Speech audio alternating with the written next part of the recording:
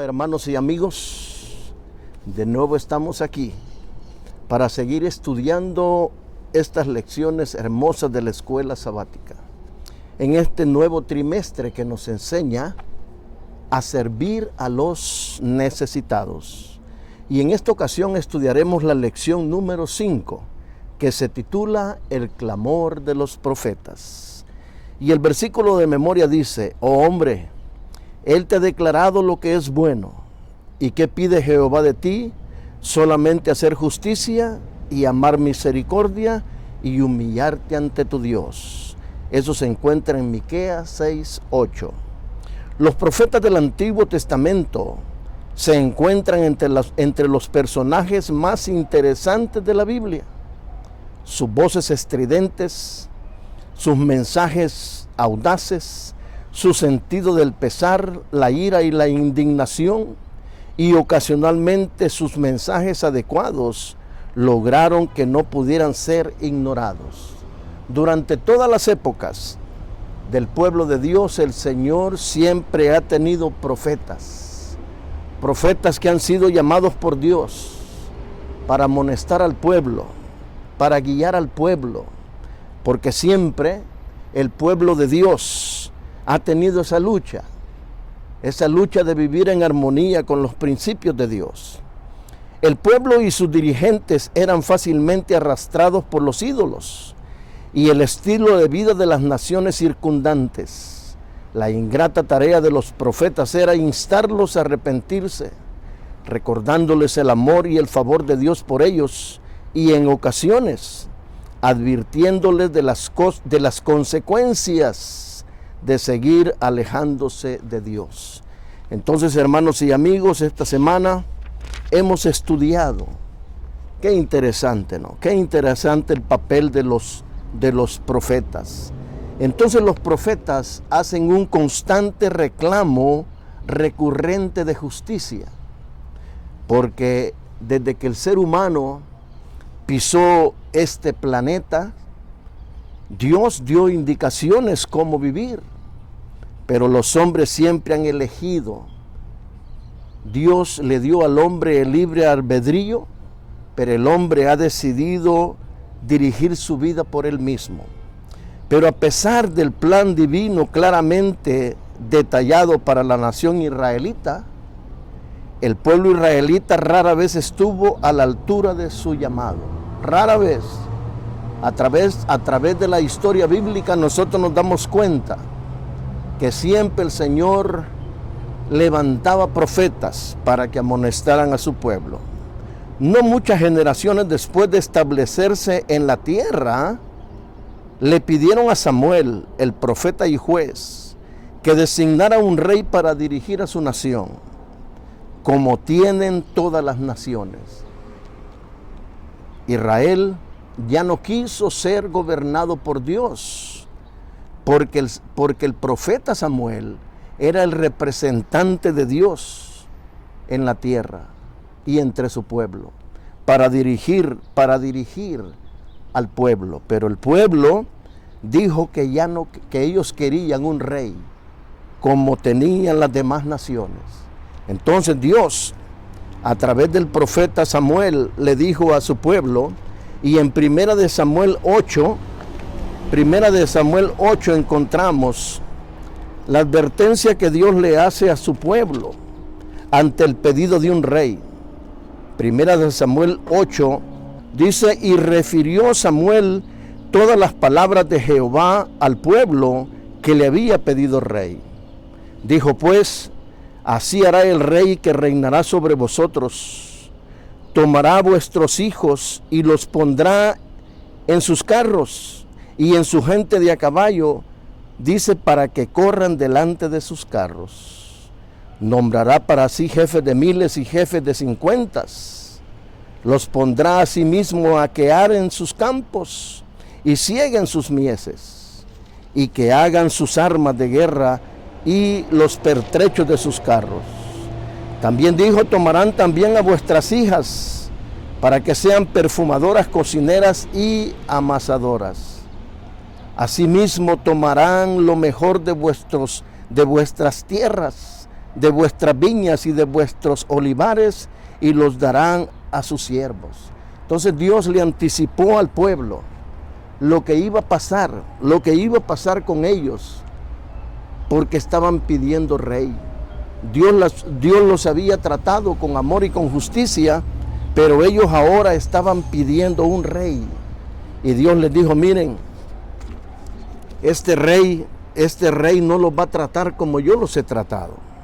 Pero el pueblo estaba empecinado, que querían un rey. Pero entonces Samuel le dijo, Dios, déjalos, está bien, quieren rey, les daremos rey. Pero entonces Samuel, y conocemos nosotros la historia de que el primer rey de Israel fue Saúl. Saúl, el pueblo eligió a Saúl por su estatura, porque era un hombre, entre todo el pueblo Saúl sobresalía. Entonces Dios aceptó, ¿no? Y Samuel ungió a Saúl como el primer rey de Israel. Entonces Samuel aconsejaba a Saúl, pero Saúl, como todos sabemos, fue rebelde al llamado de Dios, y entonces él hacía lo que quería. Entonces, claro, tuvo que sufrir las consecuencias de no seguir las indicaciones de Dios. El mismo Salomón y el mismo David también sucumbieron ante las tentaciones, ante la corrupción y los deseos de poder.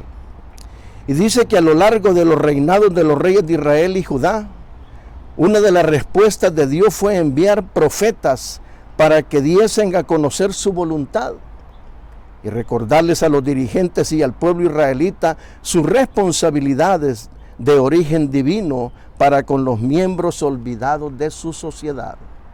Una de las cosas que Dios condenó es que los pobres eran maltratados. Los esclavos eran tratados como animales. Y no solamente en ese tiempo, sino que en toda la historia de la esclavitud. La esclavitud ha sido una de las etapas más difíciles para el ser humano. Dicen los escritos, al reflexionar sobre la pasión de los profetas del Antiguo Testamento, Abraham, Yacho, Jezquel contrastan nuestra complacencia con sus urgentes llamados de justicia. Las cosas que horrorizaron a los profetas ocurren a diario, incluso en la actualidad en todo el mundo. La justicia, la opresión, la ingratitud hacia los débiles sigue existiendo en nuestro mundo. Entonces dice, los profetas tenían una pasión, eran seres especiales, que al ver la injusticia se llenaban de indignación y protestaban. Pocas personas, porque la mayoría vemos la injusticia en este mundo y pocas personas son las que reclaman. Entonces dice que lo que estos profetas ofrecen es una vislumbre del corazón y la mente de Dios. Los profetas hablan por Dios. Los profetas son un reflejo de la mente y el corazón de Dios. Dice, al hablar en nombre de Dios, pueden ayudarnos a ver la injusticia y el sufrimiento de nuestro mundo a través de los ojos llenos de lágrimas de Dios. Esa pasión se ha perdido. Sigue habiendo injusticia en este mundo y pocos son los que se conmueven, protestan y ayudan a los pobres. Pero comienza la lección hablando del profeta Amós. Y esta frase que dijo Amós siempre me ha gustado a mí. Dijo Amós, yo no soy profeta ni hijo de profeta, sino que cuido ovejas y cultivo higueras. Pero el Señor me sacó de detrás del rebaño y me dijo, ve y profetiza a mi pueblo Israel. Entonces, Amós no era profeta. Entonces muchos vieron en este boyero, en este hombre que cuidaba ganados, y que cosechaba y que recogía higos silvestres, dijeron, bueno, ¿y este quién es?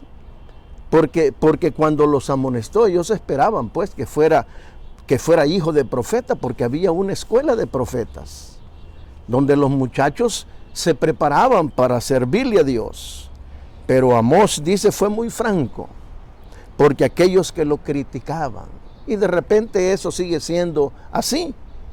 De repente, cuando una persona en la iglesia, sin tener mucha preparación, bueno, el Señor le da la oportunidad. El Señor le da la oportunidad y pues de alguna manera destaca. No todos están de acuerdo, porque en los seres humanos siempre vemos el porte, el físico, la cuna en que ha nacido la persona. Pero cuando de repente dice un dicho en el mundo que nadie puede ver ojos bonitos en caras feas. Y eso fue lo que le pasó a Amós. Entonces dice que comienza Amós, dice, amonestando, Dios a través de Amós, amonestando a las naciones que le rodeaban. Y podemos ver en Amós capítulo 1, podemos ver cómo Dios, versículo 3, por 3 pecados de Damasco, y por el 4 no revocaré su castigo, porque trillaron a Galaad con trillos de hierro. Y luego dice de Gaza, así ha dicho Jehová, por 3 pecados de Gaza y por el 4 no renovaré su castigo, porque llevó cautivo a todo un pueblo para entregarlo a Edom. Y luego habla de Tiro, así ha dicho Jehová, por 3 pecados de Tiro y por el 4 no renovaré su castigo, porque entregaron a todo un pueblo cautivo a Edom y no se acordaron del pacto de hermanos. Y luego sigue amonestando a Edom. Dice, por 3 pecados de Edom y por el 4 no renovaré su castigo, porque persiguió a espada a su hermano y violó todo afecto natural, y en su furor le ha robado siempre. Perpetuamente ha guardado su rencor. Y lo mismo le dice a Edom. Dice, porque para ensanchar sus tierras, dice Amón, abrieron a las mujeres de Galaad que estaban encintas. Mira qué pecado más terrible este. Pero entonces también amonesta a Moab por sus pecados. Y dice la lección que Judá e Israel, cuando el profeta hablaba en contra de las naciones paganas, dice que ellos aplaudían. Dice cuando ellos escuchaban las amonestaciones para las naciones paganas. Pero de repente el Señor habla de Judá y dice, así ha dicho Jehová, por 3 pecados de Judá y por el 4 no renovaré su castigo, porque menospreciaron la ley de Jehová y no guardaron sus ordenanzas y les hicieron honrar sus mentiras, en pos de las cuales anduvieron sus padres. ¿Cuál fue el pecado de Judá? Menospreciaron la ley de Jehová. Y aquí hay un mensaje importante para nosotros como adventistas del séptimo día. Muchos hermanos hoy en día menosprecian la ley de Jehová, especialmente con el sábado. El sábado ha sido menospreciado por muchos de nuestros hermanos en todas partes. Ya el sábado ha perdido el estilo que tenía cuando yo llegué a la iglesia hace muchos años atrás. Se recibía el sábado y el sábado era un momento hermoso, pero últimamente se ha ido perdiendo eso. Entonces el pecado de Judá fue que menospreciaron la ley de Jehová. Y también para las demás religiones que no guardan el sábado, que dicen que el sábado fue abolido en la cruz por Jesús. Es un pecado para ellos también, es un llamado, porque están menospreciando uno de los mandamientos de Jehová. Y luego el Señor entonces dice que ya Judá ya no aplaudió mucho, cuando ya le tocó su turno, pero entonces el profeta se pasa con Israel. Así ha dicho Jehová y le dice lo mismo. Dice, porque vendieron por dinero al justo y al pobre por un par de zapatos. Dice, es el pecado de Israel. Vendieron por dinero al justo y al pobre por un par de zapatos. Dice, pisotean en el polvo de la tierra las cabezas de los desvalidos y tuercen el camino de los humildes. Dice, y el hijo y su padre se llegan a la misma joven, profanando mi santo nombre. Entonces, cuando Judá e Israel, el profeta los empezó a amonestar en el nombre de Dios, pues ahí ya la cuestión fue diferente. Ya no aplaudieron tanto, porque en ese tiempo en Israel se había corrompido tanto que a Dios le dolía en su corazón la actitud de su pueblo, tremendamente. Entonces dice,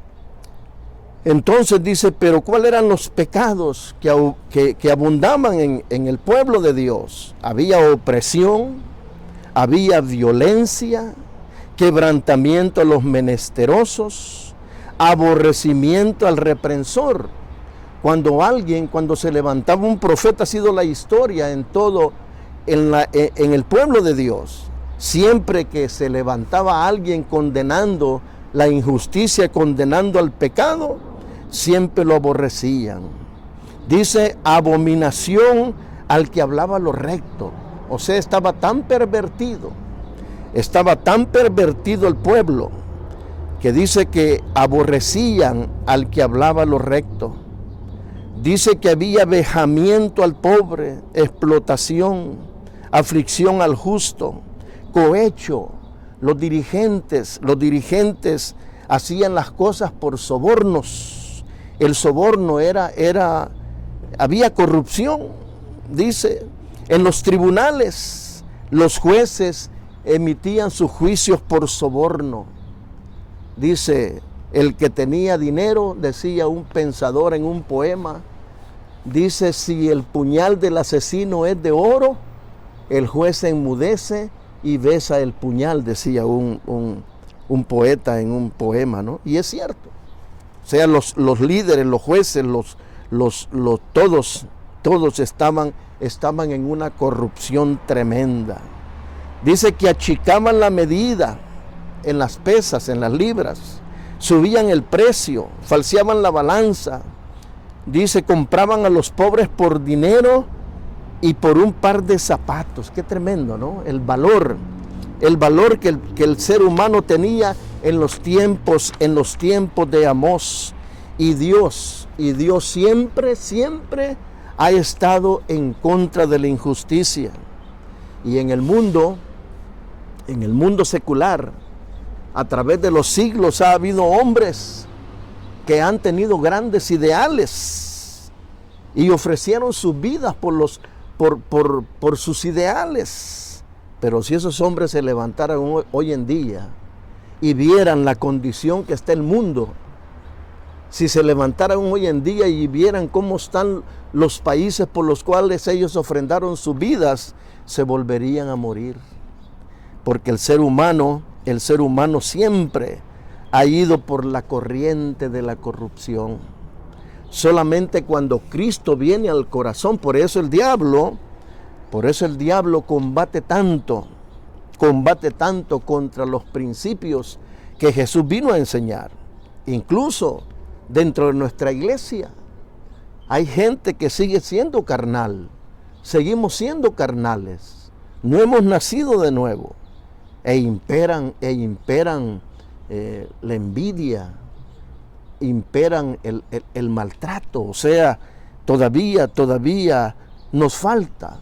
Imagínense cómo es. En el mundo, yo he podido darme cuenta que en el mundo hay personas nobles, hay personas que todo lo que necesitan es aceptar a Jesús como su Salvador. Pero mire, ahora nos pasamos con el profeta Miqueas. Y este versículo de Miqueas es tremendo. Oh hombre, Él te ha declarado lo que es bueno, hablando de Dios. ¿Y qué pide Jehová de ti? Pide 3 cosas. Solamente hacer justicia y amar misericordia y humillarte ante tu Dios. 3 cosas nos pide el Señor: hacer justicia, amar misericordia y humillarnos ante Dios. Qué interesante, ¿no? Y yo encontré en el Comentario Bíblico Adventista, tomo 4, página 1051, la siguiente declaración.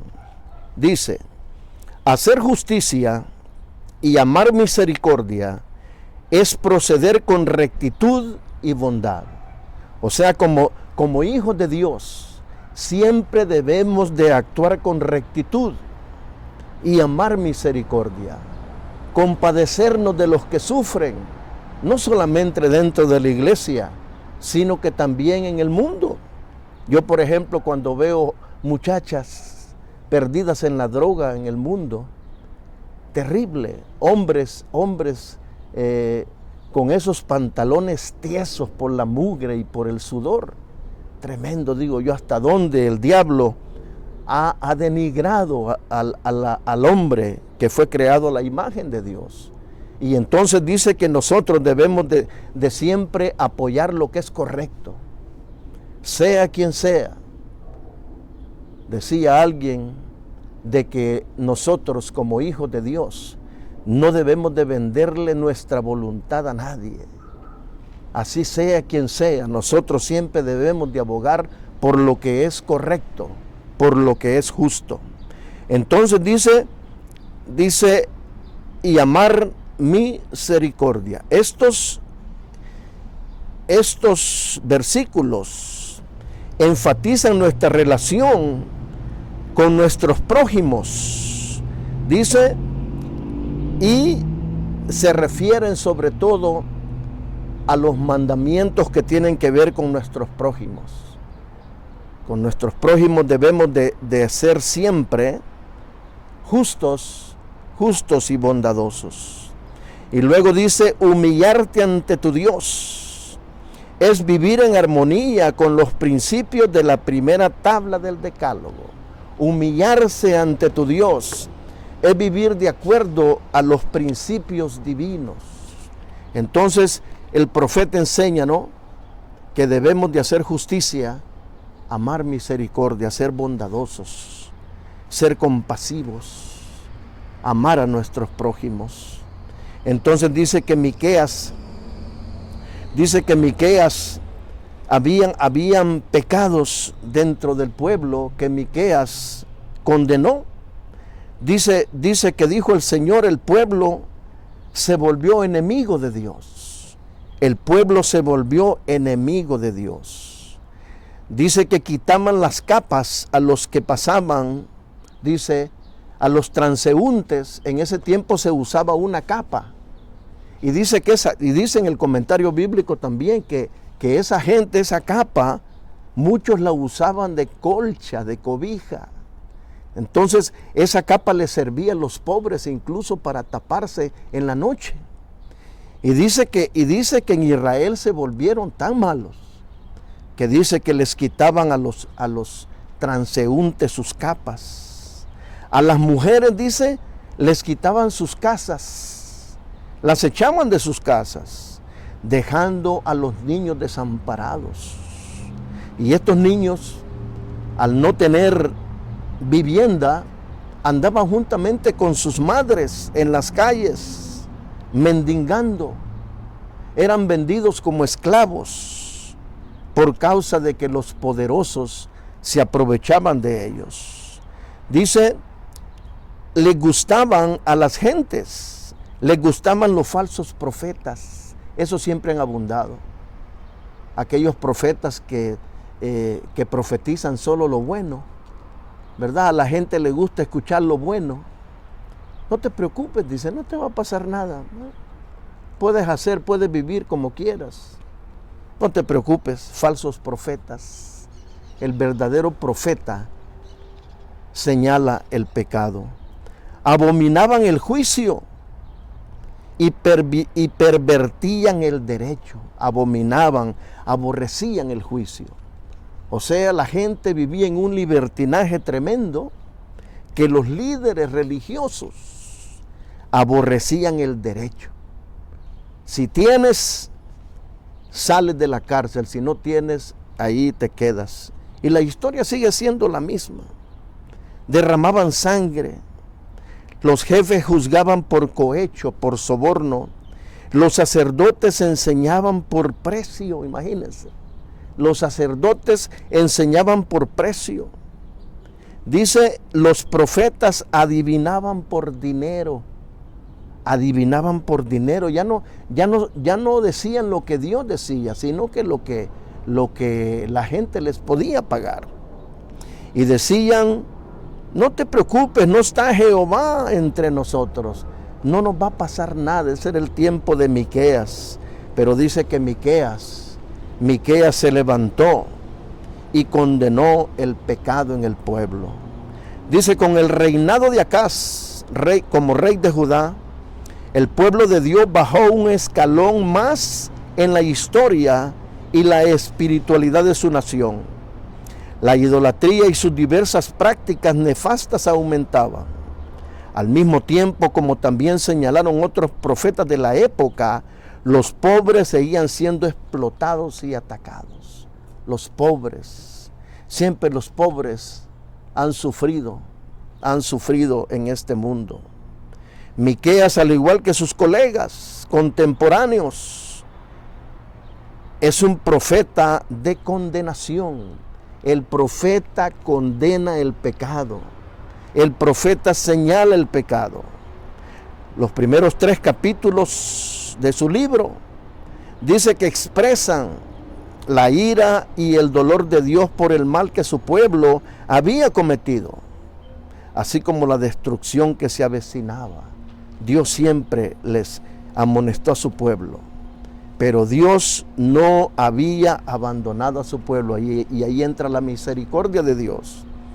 En medio de la corrupción, dice que Dios le dice por medio de Miqueas, dice que Dios seguía amando a su pueblo. Dios no había abandonado a su pueblo. Dice, hasta las voces estridentes y los duros mensajes de los profetas eran una indicación del constante interés de Dios por su pueblo. Les dio advertencias a causa de su amor y cuidado por ellos. Dios anhelaba perdonarlos y restaurarlos. Su enojo no duraría para siempre. Así es que, hermanos y amigos, el mundo, lo que ha cambiado hoy en día son los personajes. La vida es como un teatro, donde lo único que ha cambiado somos los personajes. Sigue siendo, como decía Salomón, nada hay nuevo debajo del sol. Sigue siendo lo mismo. Solamente Jesús. Por eso es importante. Yo en mi juventud, por ejemplo, yo simpatizaba con las ideas esas revolucionarias, ¿verdad? Pero yo, después de los años y cuando he visto los resultados de todas esas cosas, solamente Dios puede enderezar a este mundo. Por eso Jesús dijo que Él volvería para ponerle fin a la injusticia, porque los hombres jamás traeremos la justicia a este mundo, a menos que nuestro corazón se entregue a Jesucristo y Jesucristo pueda cambiarlo. Como encontramos nosotros en la Biblia, los ejemplos de los hombres que se entregaron al Señor fueron transformados. Pero luego pasamos al profeta Ezequiel. Ezequiel dice, si le preguntamos a un grupo de cristianos sobre los pecados de Sodoma, es probable que muchos se pongan a enumerar diversos pecados sexuales y otras formas de depravación. Allí mismo en Génesis 19, 1 al 13, describe cuando los seres celestiales llegaron a visitar a Lot. En Sodoma y en Gomorra abundaba la homosexualidad. Entonces ellos llegaron buscando a los seres celestiales para conocerlos, para tener intimidad con ellos. Pero dice que curiosamente la respuesta es más complicada que eso. Y dice Ezequiel, he aquí, dice, que esta fue la maldad de Sodoma tu hermana. Le dice a Israel. Mire que Israel llegó a ser considerada en su maldad como hermana de Sodoma. Dice, esta fue la maldad de Sodoma tu hermana. Soberbia, saciedad de pan y abundancia de ociosidad. Esa era la condición en Sodoma. Tuvieron ella y sus hijas. Dice, y no fortaleció la mano del afligido y del menesteroso, en Ezequiel 16, 49. Israel se había vuelto, la compara a Dios con Sodoma, no tanto por los pecados sexuales, sino porque no socorrió al necesitado. Aunque evidentemente el Señor no iba a pasar por alto las otras formas de depravación que se encontraban en la ciudad, el énfasis de Ezequiel era la injusticia económica y la falta de atención a los necesitados. Eso era lo que Dios estaba condenando en el pueblo en los días de Ezequiel. Dice, las primeras profecías de Ezequiel posteriores a la época de Amós, Miqueas e Isaías dan una nota similar de advertencia sobre la destrucción venidera. Dios anunciaba un juicio. Sin embargo, después de que Jerusalén cae en manos de los babilonios y de que su pueblo es llevado cautivo, el enfoque de Ezequiel cambia más plenamente a las promesas divinas de restauración. Ezequiel hace un cambio. Ya no tanto condena al pueblo, sino que le ofrece de que Dios lo va a restaurar.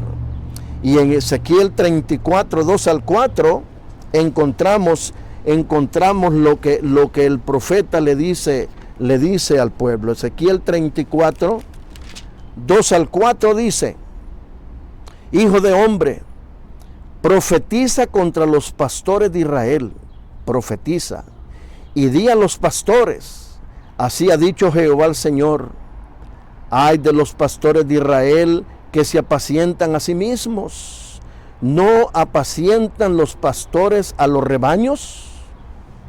Coméis la grosura y os vestís de su lana. Dice, la engordada de Goyas, mas no apacentáis mis ovejas.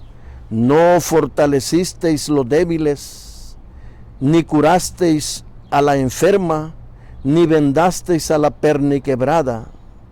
Dice, ni volvisteis el redil a la descarriada, ni buscasteis la perdida, sino que os habéis engordado de ellas, enseñoreado de ellas, con dureza y con violencia. Entonces Dios amonesta contra los dirigentes de Israel, porque Él los puso en ese lugar para que apacentaran a su rebaño, a su viña. ¿Y quién es su viña? Israel como pueblo. Y del 7 en adelante dice, por tanto, pastores, oíd palabra de Jehová. Vivo yo, ha dicho Jehová el Señor, que por cuanto mi rebaño fue para ser robado, y mis ovejas fueron para ser presa de todas las fieras del campo, sin pastor. Dice, ni mis pastores buscaron mis ovejas, sino que los pastores se apacentaron a sí mismos y no apacentaron mis ovejas. Por tanto, oh pastores, oíd palabra de Jehová. Así ha dicho Jehová el Señor, he aquí, yo estoy contra los pastores y demandaré mis ovejas de su mano, y les haré dejar de apacentar mis ovejas, ni los pastores se apacentarán más a sí mismos, pues yo libraré mis ovejas de sus bocas y no les serán más por comida. Llama la atención a mí que Dios siempre puso en medio de su pueblo, y en esta ocasión Ezequiel le llama pastores, ¿verdad? Eran los dirigentes del pueblo, los dirigentes religiosos que Dios había puesto sobre su pueblo. Entonces dice que los pastores, los líderes religiosos, no se preocuparon realmente en aquella época por sus ovejas, sino que dice que se apacentaban a ellos mismos. Ellos vivían explotando a las ovejas. Si los líderes religiosos de aquel tiempo hubieran hecho bien su trabajo, a lo mejor el pueblo hubiera dado mejor resultado al Señor. Pero entonces, y el llamado a los pastores, hoy pues así se les llama, ¿no?, a los ministros, el llamado de Dios hacia ellos sigue siendo el mismo. Dice que los pastores, no deben de vivir como vivían en aquel tiempo aquellos dirigentes, pensando solamente en su propio bienestar, sino que se debe anteponer las necesidades y los intereses de las ovejas de Dios. Por eso es un tremendo privilegio, a mi juicio, ser un ministro de Dios, porque lleva consigo una tremenda responsabilidad ante Dios.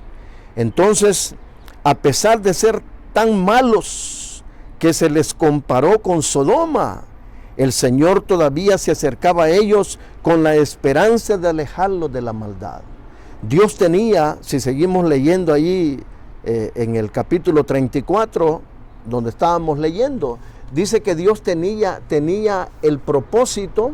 Aquí Ezequiel se está dirigiendo al pueblo que estaba en cautiverio, y Dios tenía el deseo de que al regresar del cautiverio, dice que el Señor los iba a traer de regreso a su tierra, y los iba a bendecir. Y la misma idea que tuvo con Moisés, dice la lección, el Señor la tenía para con su pueblo que venía del cautiverio. Pero claro, el pueblo, el ser humano, hermanos y amigos, ¿cómo nos cuesta seguir las instrucciones de Dios? Se nos hace más fácil seguir la corriente del mundo. Se nos hace más fácil. Pero Dios quería bendecir a su pueblo de nuevo, los que habían sido llevados en cautiverio. Pero luego llegamos al profeta Isaías. El profeta Isaías comienza haciendo lo mismo. Es que el mensaje del profeta era amonestar al pueblo, porque el pueblo nunca vivió, dice, de acuerdo a los deseos de Dios y a los principios de Dios. En toda la historia bíblica dice que el pueblo siempre estuvo en constante rebeldía delante de Dios. Entonces Dios por eso tenía que levantar siempre hombres que denunciaran el pecado. Y entonces en tiempos de Isaías, le dijo Isaías: vuestras manos están llenas de sangre. Se derramaba mucha sangre, había muchos crímenes en tiempos de Isaías, había mucha maldad. Ahí en Isaías, en el capítulo 1, el profeta empieza a señalar los pecados que habían en su tiempo. Dice: había falta de juicio y agravio al huérfano, a la viuda y al desamparado. Siempre el mismo tema, la misma preocupación de Dios a través de todos los profetas es la falta de cuidado por los desamparados. Hermanos, el pueblo de Dios se convirtió en una ramera. Le dice: ¿en qué te has convertido? Le dijo Dios a Israel: te has convertido en una ramera. en una prostituta, porque se alejó completamente. Decía, se lamentaba el profeta cuando dice, en ti hubo justicia en el pasado, hubo equidad, pero ahora hay homicidios. Tus príncipes, dice, tus príncipes compañeros de ladrones. Qué tremendo, ¿no? Los príncipes, volvemos a lo mismo, líderes. Los príncipes de aquel tiempo eran los líderes del pueblo, eran compañeros de ladrones. Se practicaba el soborno. Dice, todos iban tras las recompensas. Qué tremendo. Entonces dice Dios, le dice Dios a través de Isaías. Dice, he aquí Dios está en pie para litigar contra ti. Y litigar es la imagen de un juicio. Dios está listo para litigar contra su pueblo, para argumentar, porque el pueblo se había desenfrenado.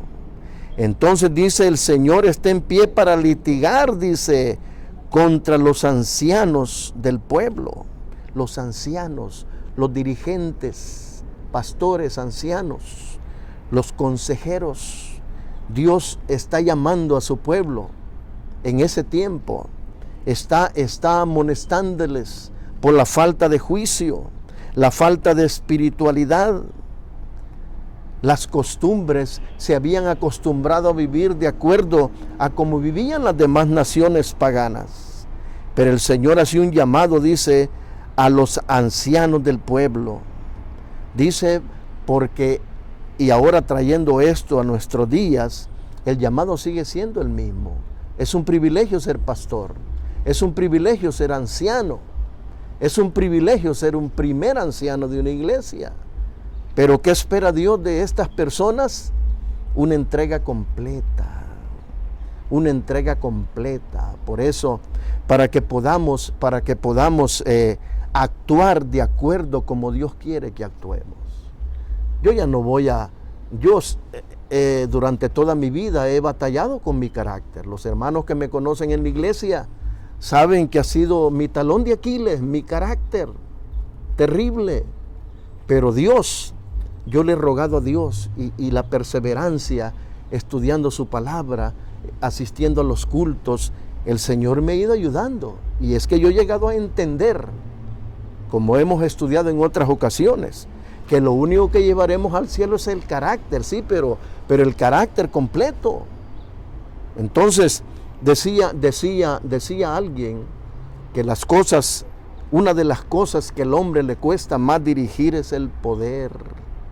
Cuando a alguien le dan poder, tiene que pedir el auxilio de Dios para poder manejarlo. Pero mira, Isaías es el profeta que condena el pecado, pero también ofrece la restauración y anuncia la venida del Redentor. Es el que anuncia, es el profeta mesiánico.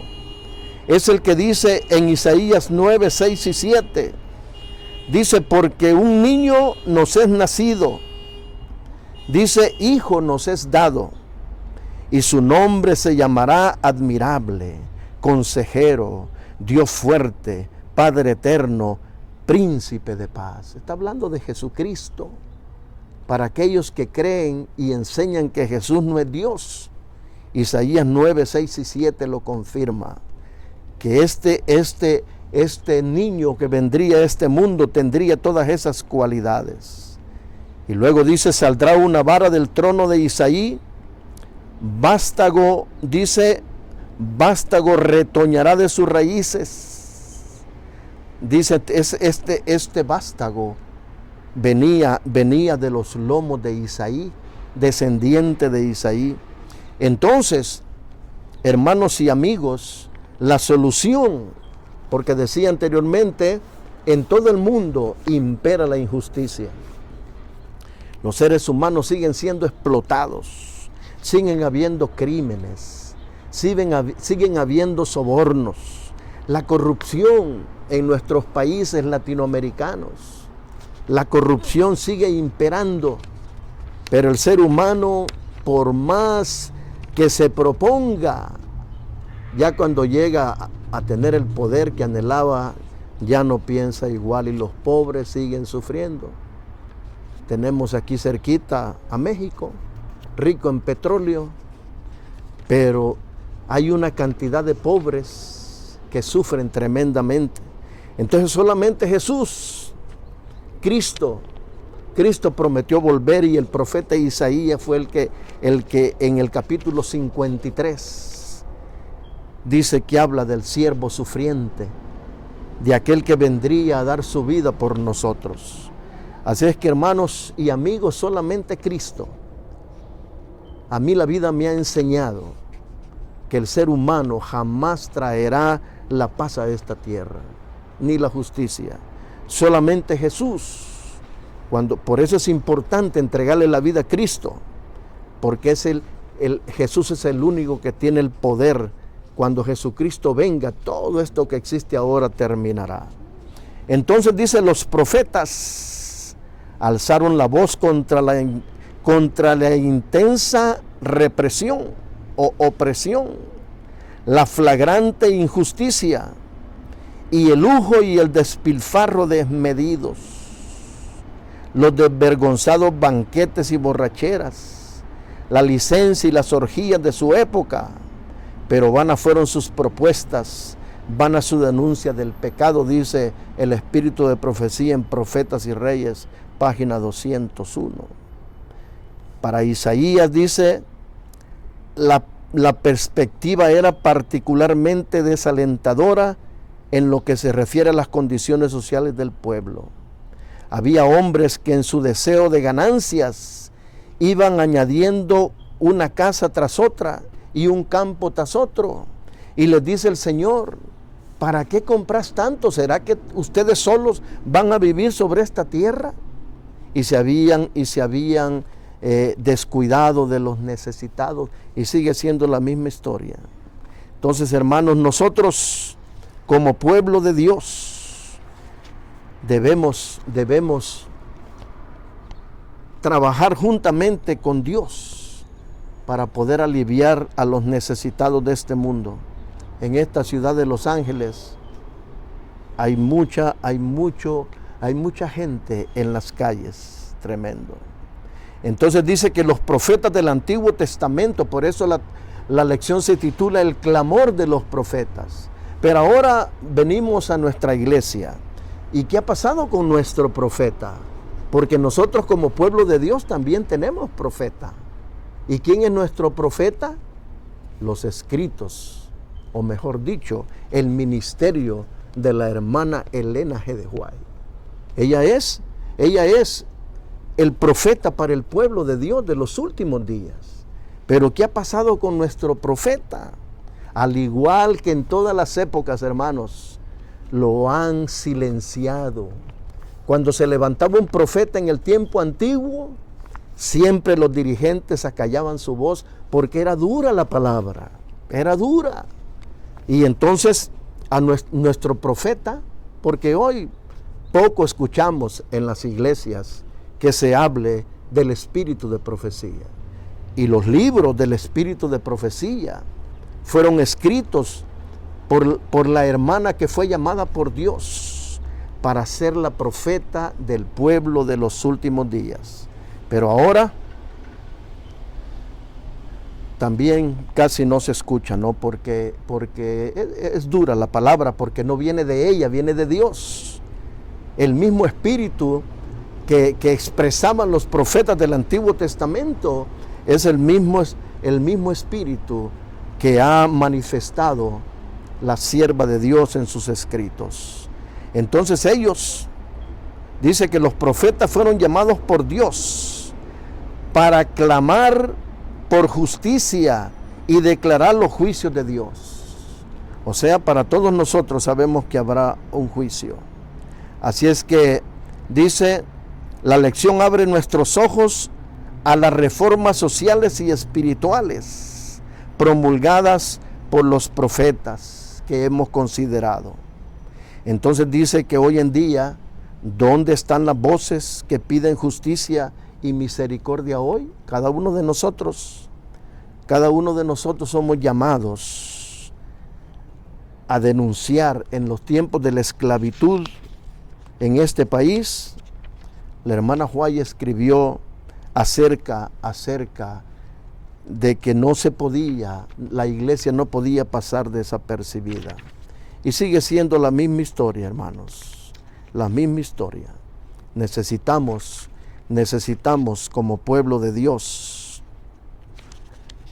abogar por los necesitados. Oremos. Amado Dios y Padre nuestro que moras en los cielos, gracias, Señor. Gracias por permitirnos estudiar tu palabra.